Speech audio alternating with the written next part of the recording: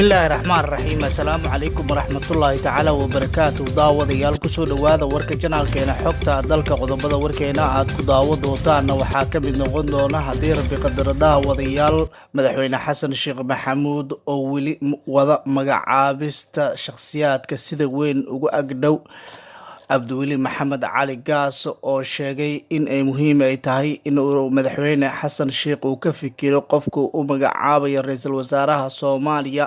Beesha gaal jecel oo madaxweyne xasan codsi muhiim ah u dirtay waa kuma mahad salaad sooyaalkii iyo taariikhda uu leeyahay ayaan warkeena idinkugu soo gudbin doonaa. Haddaba daawade, haddii aad janaalkeena ku cusub tahay, subscribe noo saar janaalka, wararkeena leega, sheerkii iyo commentiga noogu dadaala. Aan ku bilaawo qodobka ugu horeeya. Madaxweyne xasan sheekh maxamuud ayaa weli waxa uu wadaa xilalka cusub oo magacaabayo. Madaxweynaha Jamhuuriyadda Federaalka Soomaaliya xasan sheekh maxamuud ayaa wareegto uu soo saaray waxa uu 3 xubnood ugu magacaabay la taliyayaal madaxweynaha ayaa Ibraahim Idlo Suleymaan u magacaabay inuu noqdo la taliyaha dhanka sharciga, halka Zakariya Xasan Cali Gaashaan uu asna u magacaabay inuu noqdo la taliyaha siyaasadda iyo xiriirka baarlamaanka xafiiska madaxweynaha. Madaxweyne xasan sheekh maxamuud ayaa sidoo kale Xasan Aadan Hoosow u xushay inuu noqdo la taliyaha dhaqaalaha. Madaxweyne xasan sheekh maxamuud ayaana alla ugu bariyay in la taliyayaasha inuu u fududeeyo mas'uuliyadda cusub ee loo igmaday,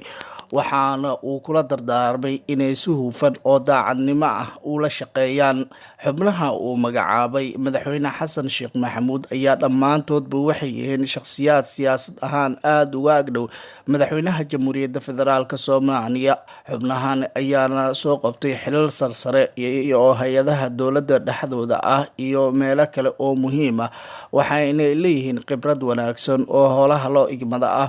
Madaxweyne xasan sheekh maxamuud ayaa hore u magacaabay Cabdiraxmaan Cabshakuur Warsame oo haatan ah xildhibaan ka tirsan golaha shacabka Soomaaliya inuu noqdo ergeyga gaarka ah arrimaha bini'aadanimada Soomaaliya. Xasan sheekh maxamuud ayaa sidoo kale waxa uu magacaabay Xuseen Sheekh Maxamuud oo xilka agaasimaha guud ee madaxtooyada qaranka. Dhanka kale, xog ay heshay warbaahinta ayaa sheegaysa in madaxweynaha Soomaaliya xasan sheekh maxamuud uu xil sare u magacaabi doono madaxweynihii hore ee Soomaaliya Sheekh Shariif Sheekh Axmed. ila wareedyo ka agdhow madaxweyne xasan sheekh maxamuud ayaa noo sheegay in Sheekh Shariif Sheekh Axmed u magacaabi doono wakiilka gaarka ah ee dib u heshiisiinta qaran ee wadahadalada Somaliland iyo Soomaaliya. Madaxweynaha Jamhuuriyadda Federaalka Soomaaliya ayaa weli waxa uu dadaal uu ku bixinayaa shakhsiyaadkii sida weyn ugula soo dadaalay horumarka iyo sidoo kale guusha uu gaaray. Waxa uu xilal gaar ah u magacaabaya. Tanina waxay noqonaysaa siyaasad cusub oo sameynaya madaxweynaha Jamhuuriyadda Federaalka Soomaaliya mudane xasan sheekh maxamuud.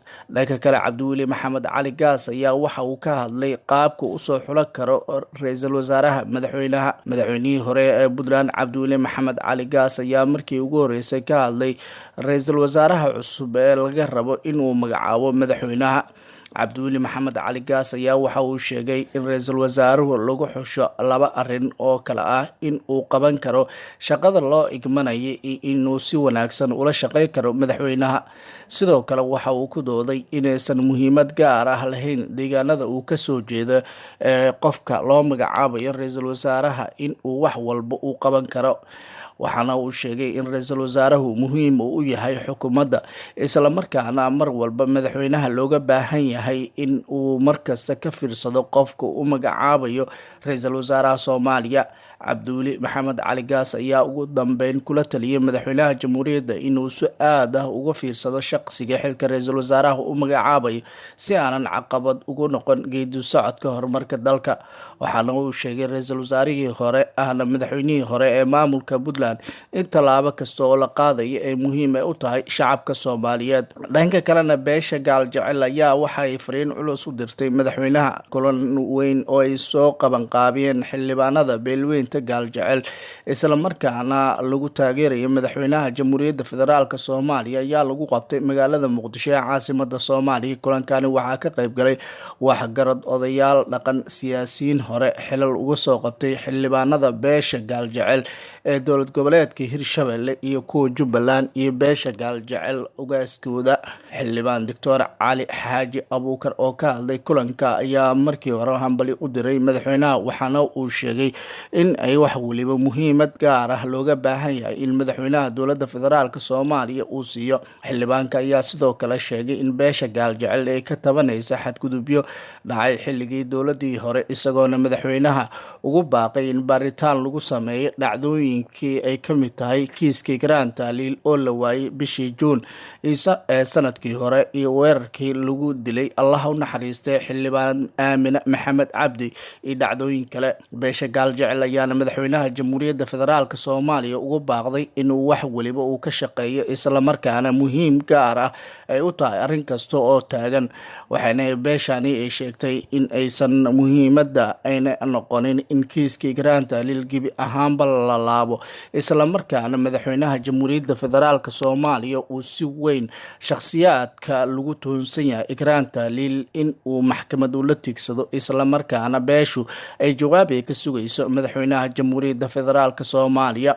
Dhanka kalena waa kuma Mahad Salaad, taliyaha cusub ee hay'adda nabad sugidda iyo sirdoonka qaranka.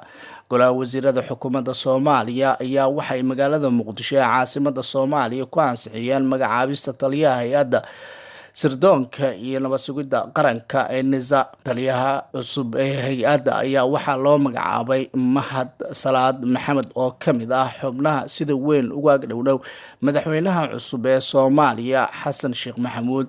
Mahad Salaad ayaa sidoo kale waxa uu ka mid yahay xubnaha baarlamaanka Soomaaliya ee 5 sano ee lasoo dhaafay ka mid ahaa mucaaradka dowladii uu hogaaminayay madaxweyne Maxamed Cabdullaahi Maxamed Farmaajo. Xildhibaan Mahad Maxamed Salaad ayaa sanadkii 1980 ku dhashay magaalada Dhuusamareeb ee xarunta gobolka Galgaduud. Taliyaha ayaa markii uu taariikhdiisa ka hadlayo waxa uu sheegay in waxbarashadiisa dugsiga hoose iyo dhexe uu ku soo qaatay gudaha magaalada Muqdisho. Xildhibaan Mahad Salaad ayaa waxbarashadiisa dugsiga sare uu ku dhameystay wadanka Masar. Mahad Salaad ayaa waxbarashadiisa heer jaamacadeed ku soo qaatay dalka Masar, isagoona sidoo kale ka hadlay mastarka uu ku qaatay isla wadanka Masar. Xildhibaan Mahad Maxamed Salaad ayaa sidoo kale kusoo biiray sanadkii 2011 markaasi oo ka mid noqday xildhibaanada xisbiga UPD. Sanadkii 2012 ayaa markii ugu horeysay loo doortay xildhibaan ka tirsan golaha shacabka baarlamaanka Soomaaliya. Xildhibaan Mahad Salaad ayaa mar kale waxa uu ka mid noqday golaha shacabka doorashadii sanadkii 2016. Taliyaha cusub ee nabad sugidda ayaa sanadkii oo xiriir ah ka mid noqday golaha shacabka baarlamaanka Soomaaliya maadaama beeshiisa wax badan uu qabtay. Waxa uu sidoo kale Mahad Salaad oo xilligii dowladii madaxweyne Xasan Sheekh Maxamuud uu mar noqday wasiir dowlaha madaxtooyada. Mahad Salaad ayaa waxa uu sidoo kale 10 sanadii ee ugu dambeysay oo siyaasadda ku jiray waxa uu ahaa mid ka mid ah xildhibaanada ugu firfircoon. Waxa uu inta uu xilka hayay madaxweynaha Farmaajo uu ka mid ah siyaasiyiinta sida weyn uga soo horjeeday hanaan siyaasadeedkiisa, waxaana lagu xasuustaa in markii uu madaxweyne Farmaajo isku dayay inuu muddo kororsi sameeyo uu ka mid ahaa dadkii horkacay ciidamadii la magac baxay badbaado qaran.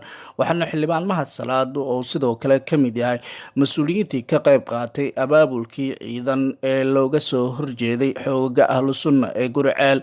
Mahad Maxamed Salaad, taliyaha cusub ee hay'adda nabad sugidda iyo sirdoonka qaranka, ayaa haatan waxaa looga fadhiyaa in uu waxqabad muuqda uu la soo baxo, isla markaana baaritaano dheeraad ah uu ku sameeyo kiisaskii gaboodfallada ee kooxdii hore ee nabadii nolol ee dalka ay ka geysatay, iyadoona Mahad Salaad uu ka mid yahay shakhsiyaadka ugu firfircoon ee dalka haatan ku sugan, waxaana uu ka mid yahay xildhibaanada sida weyn uga soo horjeedo in ay qalalaad ay ka dhacaan dowladda. Guud ahaan daawadayaal, warkii oo aad ka daawanayseen janaalkeena xogta dalka saaxiibayaal wanaga intaa haddaba daawaday. Haddii aad janaalkeena xogta ku cusub tahay, subscribe noo saar janaalka, wararkeena leega sheerka iyo commentiga noogu dadaala. waad mahadsantihiin. nabadgelyo.